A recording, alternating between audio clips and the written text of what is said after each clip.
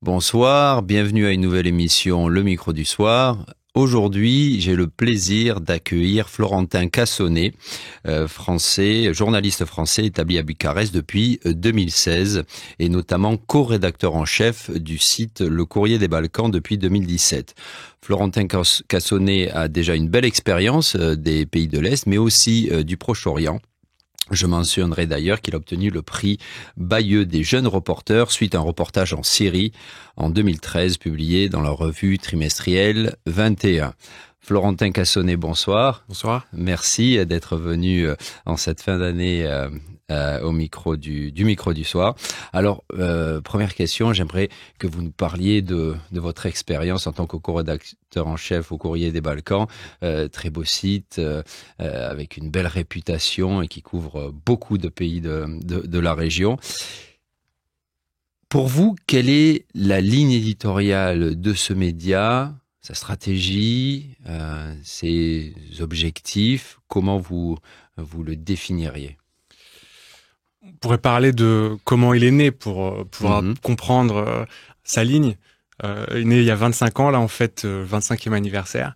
Donc c'est un des premiers sites d'information entièrement en ligne, parce qu'il y avait déjà à l'époque, en 1998, des sites d'infos qui étaient adossés à des journaux comme Libération, Le Monde, mais c'était vraiment le début de l'information sur Internet. Mais il y avait pas vraiment de sites qui étaient uniquement des sites d'information. Mais il est né où exactement? Il est né en fait au Monténégro, avec Jean-Arnaud Derens, qui historien, journaliste, et Sébastien Nouvel.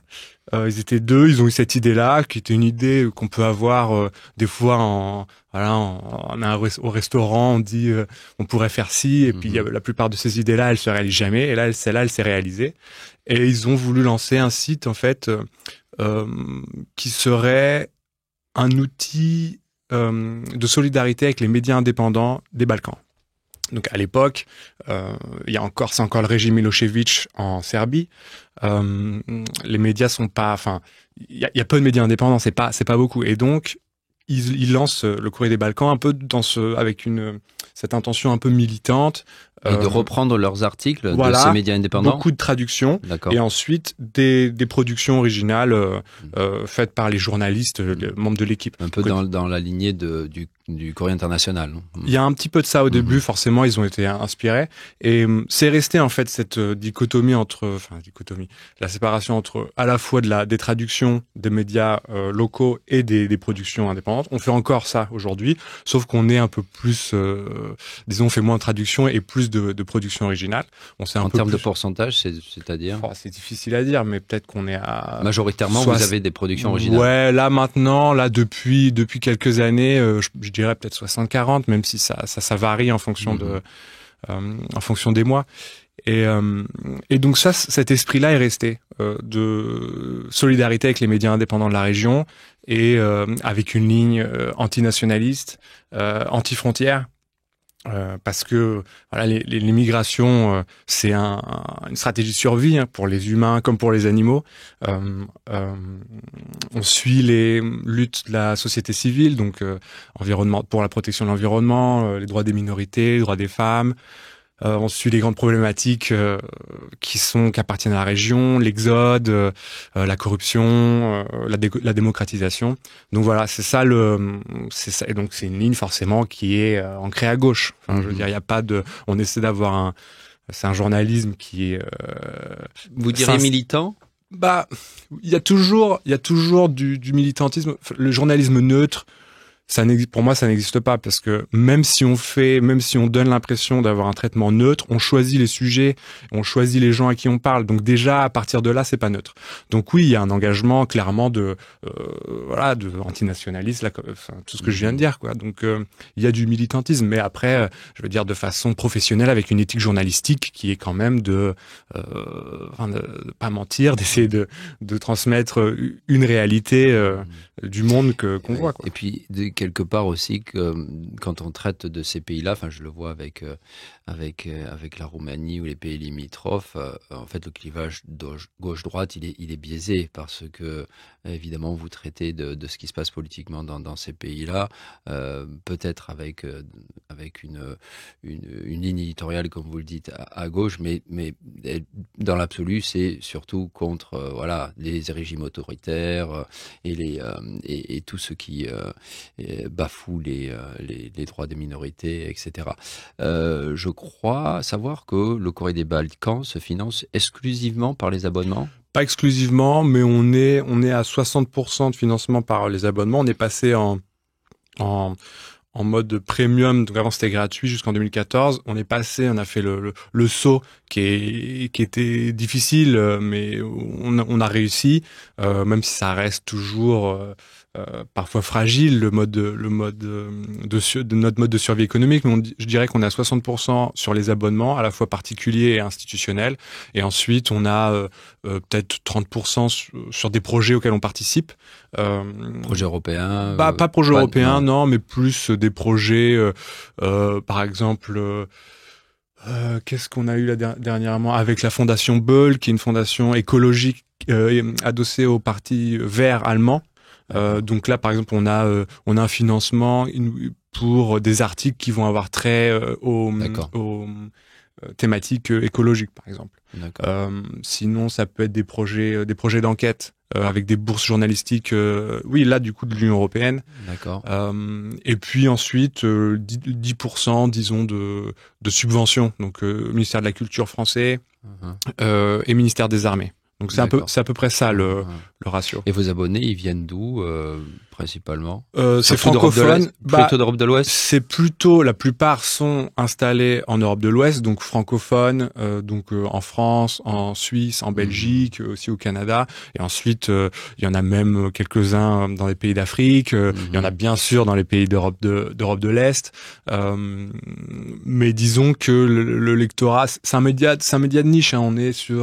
On a à peu près entre 1000 et 1500 abonnés. Donc c'est des lecteurs fidèles, mais c'est des gens qui ont souvent déjà un autre abonnement à la formation à côté. Donc ouais, c'est ça toute la problématique, hein, du modèle des abonnements. Il faut les obtenir et après les tenir. Oui. Hein, c'est ça.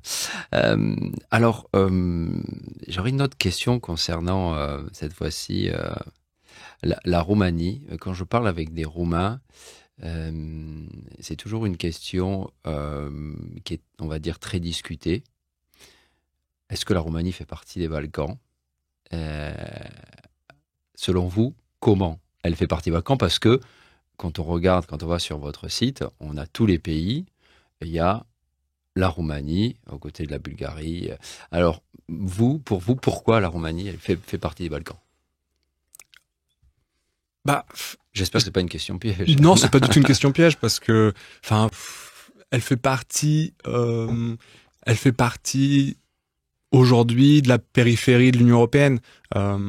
C'est partage une histoire avec les autres pays des Balkans, une histoire, c'est des régimes communistes, partage des problématiques, l'exode, la corruption, la démocratisation, l'arrivée la transition en fait, d'une société et d'une économie communiste socialiste vers du capitalisme, voire de l'ultralibéralisme. Donc ça, c'est des problématiques partagées par toute la région. Et en tant que périphérie, elle a été aussi dominée par des empires, l'Empire ottoman, l'Empire austro-hongrois. Donc ça, c'est des problématiques qui sont propres à l'Europe de l'Est. La France, la Suisse, l'Allemagne, tout ça, c'était plutôt le contraire. C'était le Royaume-Uni, c'était des puissances impériales. Elles n'ont pas été dominées par des empires impériaux. J'aime bien cette réponse parce que c'est pas celle que j'obtiens en général, c'est-à-dire l'aspect politique et géopolitique et ce dénominateur commun en termes, donc comme vous l'expliquez, ouais. D'accord, très bien. Ouais, Maintenant, culturellement, c'est ça en fait, parce que la Roumanie, voilà, qui se dit surtout pays latin et qui d'une façon peut-être pas très explicite, mais veut se différencier de l'espace slave. Ça, comment vous le voyez? Après, même ça, c'est côté. Déjà, tous les pays ont leur propre culture, leur propre identité, avec des choses qui sont la Serbie n'a rien à voir avec la Bulgarie. Elle a à voir et en même temps n'a rien à voir. Enfin, voilà. je veux dire, il y a chacun ses spécificités. Et puis ensuite, il y a des volontés de se différencier, mais même au niveau personnel, l'identité, c'est toujours voilà une bannière qu'on prend un peu pour se différencier de quelqu'un d'autre. Mais oui, il y a des différences, et il y a des choses qui sont partagées. Il s'agit pas de nier les différences, mais il s'agit pas non plus de nier ce qui est partagé. Au final, on fait partie de la même communauté. Donc, j'ai habité 1 an en Syrie, à Damas.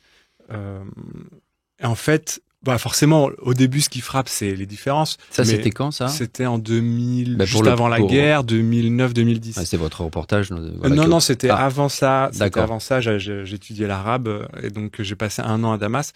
Et au début, ce qui frappe forcément, c'est la différence. Enfin, je veux dire, c'est complètement une autre culture, mais très rapidement, en fait, aussi, ce qu'on se rend compte, c'est les points communs avec d'autres sociétés humaines. Donc, et ça, bon, avec la Roumanie, il y a encore moins de différences, disons que. Voilà. Donc, peut-être que c'est sur quoi on se concentre, ce qui nous rapproche ou ce qui nous divise. Et alors, vous avez une affinité, puisque vous êtes établi à Bucarest pour la Roumanie, et dans les pays des Balkans.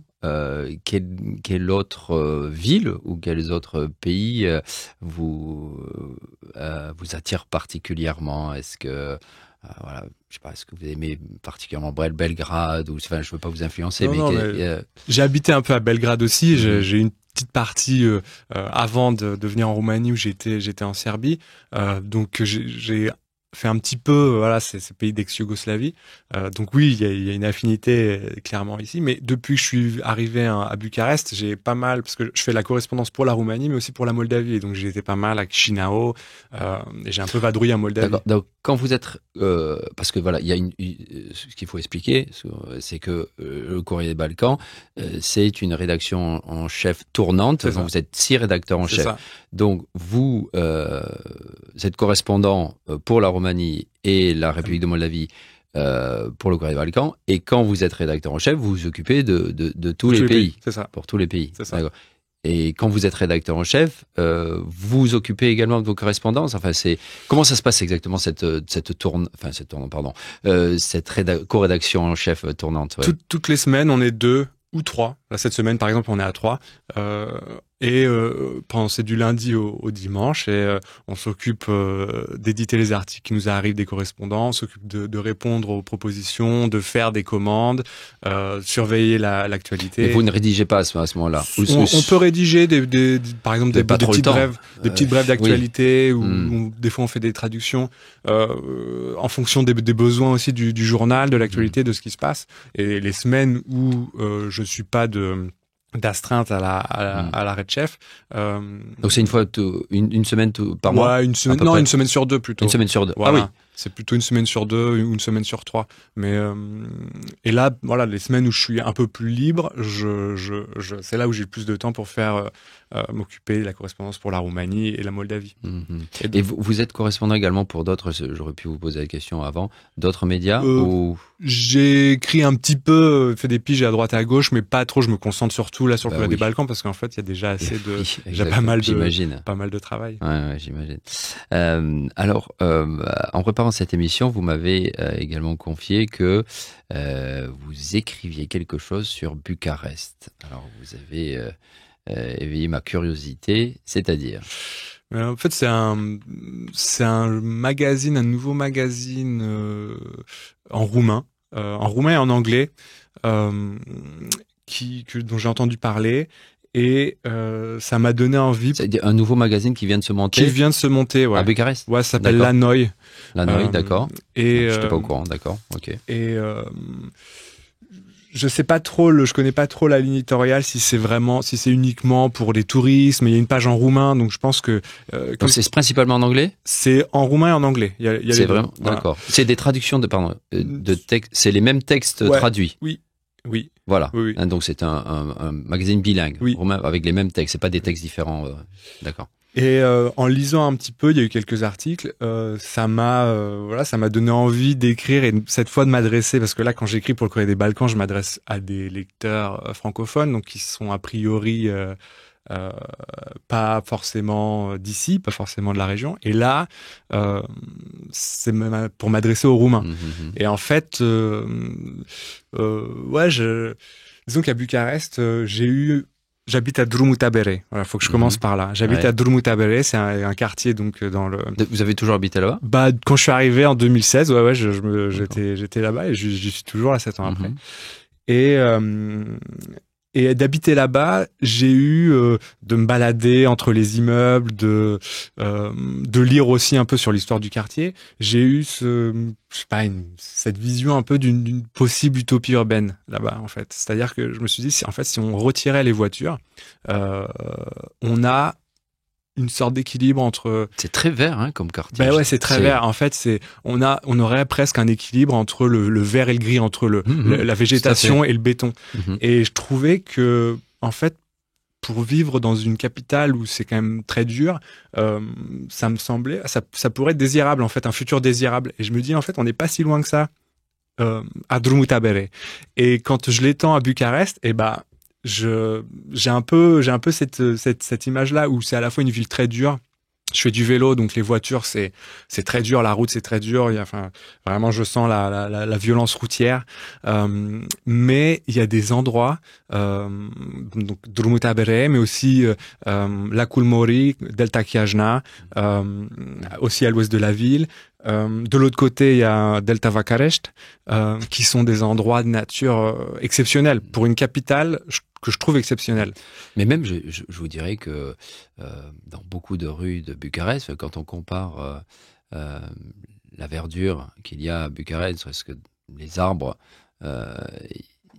si on compare Bucarest à Madrid ou Barcelone, c'est extraordinaire. On s'en rend pas trop compte quand on vit au quotidien à Bucarest, mais notamment au printemps, c'est assez fabuleux. Et ça, je pense que les Roumains ne s'en rendent pas trop compte, et moi-même des fois j'oublie le fait que pas simplement dans les endroits effectivement incroyables de verdure comme Bucarest dont vous parlez, mais dans plusieurs endroits de la ville, un peu partout, c'est une ville très verte. Et je pense que si on laissait Donc vous allez écrire sur ça. Mais en fait voilà, c'est sur cette utopie urbaine qui n'est pas là, mais qui n'est pas si loin. Vous me dites je suis intéressé par votre papier. Hein.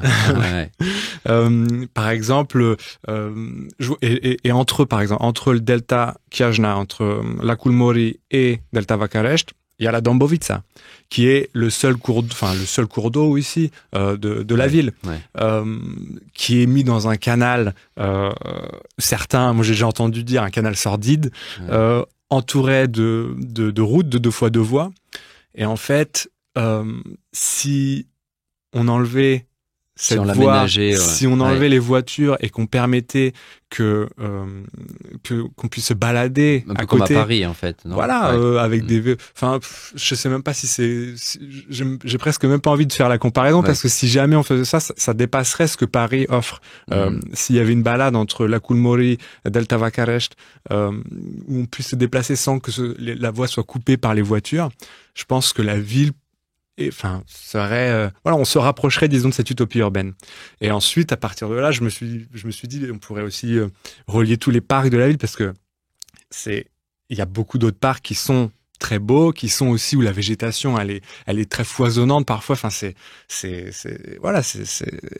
super. Si tous ces parcs-là étaient reliés entre eux, avec la Dombovița qui était une balade entre les 2 deltas à l'est et à l'ouest de la ville, je peux imaginer quelque chose où on se rapproche d'une utopie urbaine ou disons quelque chose qui nous permet de vivre en ville. Vous avez eu l'occasion d'en parler avec des Roumains qui travaillent pour l'urbanisme de la ville, par exemple? Non, mais du coup là, c'est ce que je compte faire en fait en écrivant cet article là-dessus.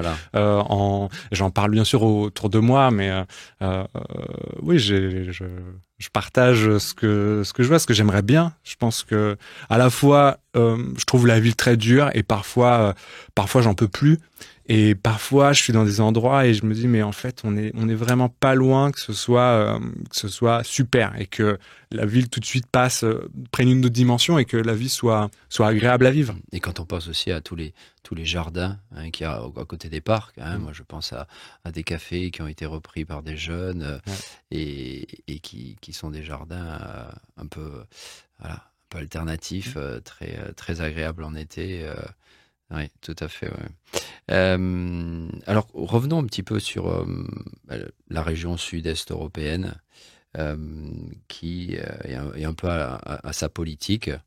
On voit comment elle a été un petit peu trop récemment prise d'assaut par des régimes autoritaires. C'est un petit peu, et là, à ce niveau-là, la Roumanie, pour l'instant en tout cas, fait un petit peu figure d'exception. Est-ce que vous diriez ça, d'abord, que la Roumanie est une exception dans cet univers de régime limitrophe quand même assez autoritaire? Je dirais que... Avec des exceptions, République de Moldavie... Bien sûr. Je dirais que quand on voit certains cas comme ce qui arrive à la journaliste Emilia Sherkan, qui subit là vous êtes celle qui est en train de protester devant qui a révélé un peu les scandales de plagiat et qui du coup se fait attaquer par ce qu'on pourrait appeler peut-être l'état profond, je sais pas comment dire autrement, mais quelque chose comme ça. On voit quand même qu'il y a toujours des pratiques autoritaires qui persistent, qui sont toujours bien installées, bien ancrées dans l'État roumain, et que je trouve qu'il y a aussi à la fois ce que l'État roumain veut montrer à l'Union européenne, que oui, on n'est pas comme la Hongrie, mais que en sous-main ou derrière, il y a aussi des choses qui se passent qui sont exactement dans la même ligne. Après, c'est sûr que c'est pas comme la Serbie. En Serbie, en Albanie. Est-ce qu'un site, je pense au site recorder.ro, qui est souvent cité pour, je trouve très bon, enfin je ne sais pas ce que vous en pensez, mais dans ses investigations et même techniquement, ce qu'il propose est quand même pas mal. Est-ce qu'un site comme ça, qui va pas de main morte vis-à-vis du gouvernement, de l'Église, et qui continue, qui n'a pas été fermé ou quoi que ce soit, est-ce qu'un site comme ça est possible en Hongrie ou en Bulgarie? Ça, je me rappelle en Bulgarie d'une rédaction saccagée qui faisait un petit peu le même genre il y a quelques années, le même genre de travail. Non, peut-être pas. Je saurais pas dire, c'est difficile, mais peut-être qu'il y a un peu plus de liberté là-dessus. Après, on parle aujourd'hui à l'heure où Libertatea s'est fait un peu décapiter quand même pour des prétextes économiques, avec derrière des pressions peut-être de l'industrie. C'est ce que dit Reporters sans frontières d'ailleurs dans son classement sur la liberté de la presse. Le problème qui est assez similaire d'ailleurs, enfin dans une moindre mesure à ce qui se passe en France. On a un problème avec la propriété qui contrôle les médias, plus que dans effectivement la fermeture. Il y a, comme vous le dites, des pressions qui sont pas souvent visibles sur les rédactions en chef, sur les lignes éditoriales. Donc c'est peut-être moins visible, mais ça reste des pressions. Oui, et puis Libertatea, c'est quand même un journal qui est très lu, qui est un peu emmené par une figure du journalisme roumain, Cătălin Tolontan. Un an juste avant une année électorale très chargée, donc on peut quand même s'interroger sur s'il n'y a pas aussi du politique derrière les prétextes économiques. Après, c'est sûr que comme je disais, la Roumanie c'est pas la Serbie. En Serbie, on a le régime Vučić qui est au pouvoir depuis presque 10 ans, je crois maintenant. c'est un des exemples de ce qu'on appelle la stabilocratie, qui sont des régimes, voilà, la priorité à la stabilité et non à la démocratisation, que l'Union européenne a quand même encouragé pour ces raisons, qui aujourd'hui essaient de changer parce que avec la guerre en Ukraine, il y a un changement quand même de l'Union européenne, je pense, essaie de changer de paradigme, mais bon, toujours se retrouve sur, on veut soutenir quand même des pouvoirs qui permettent de garder le pouvoir. Voilà. Ouais.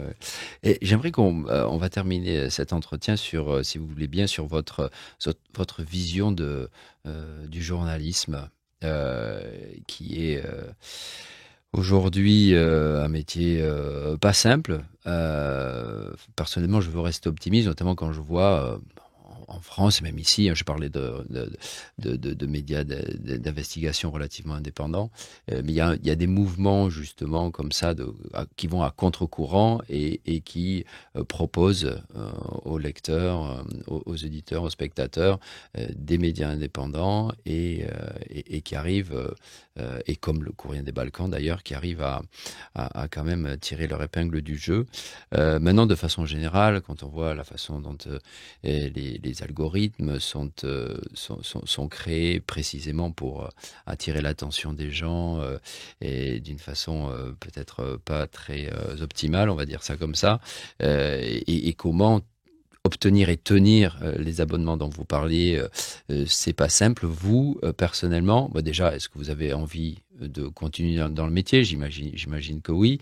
Mais comment vous aimeriez le faire, votre métier? Est-ce que vous aimeriez peut-être être moins soumis aux deadlines, à la pression du temps, à la pression de l'argent? Ça, malheureusement, c'est assez compliqué, mais ou alors peut-être que vous avez des envies d'écriture pure et petit à petit aller vers autre chose.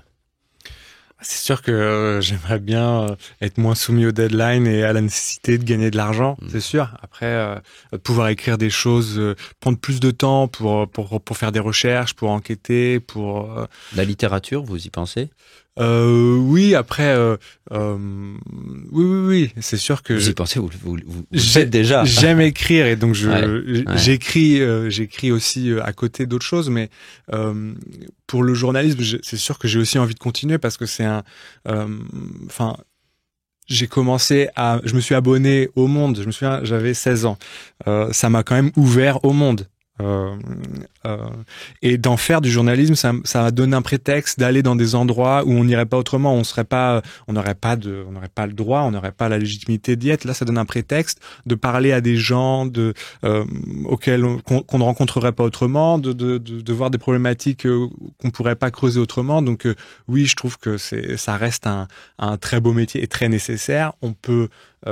C'est un outil qu'on peut aussi utiliser pas de la façon qu'on veut bien sûr, mais on peut aller vers disons que ça peut avoir du sens. Donc oui, je veux continuer à en faire et je pense qu'il y aura toujours des gens qui pousseront pour en faire.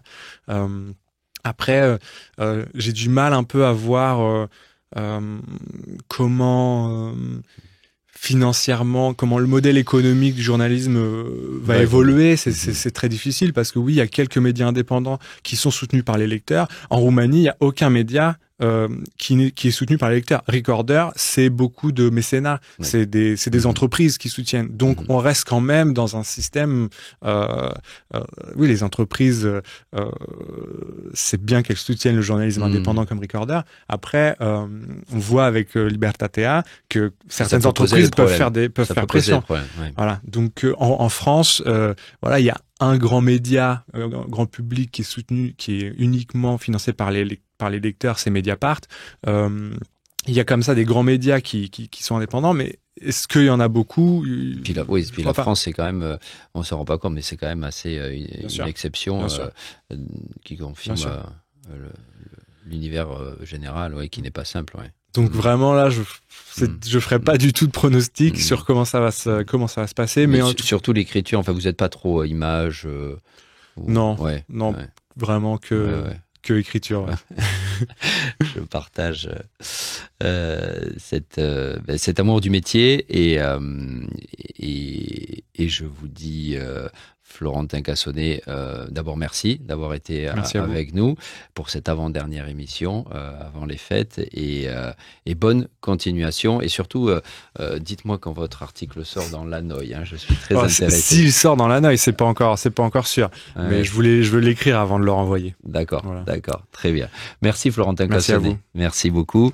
Chères auditrices, chers auditeurs, merci d'avoir été avec nous pour cette avant-dernière émission donc du Micro du Soir. Rendez-vous la semaine prochaine et d'ici là, Weekend Placoute. Au revoir.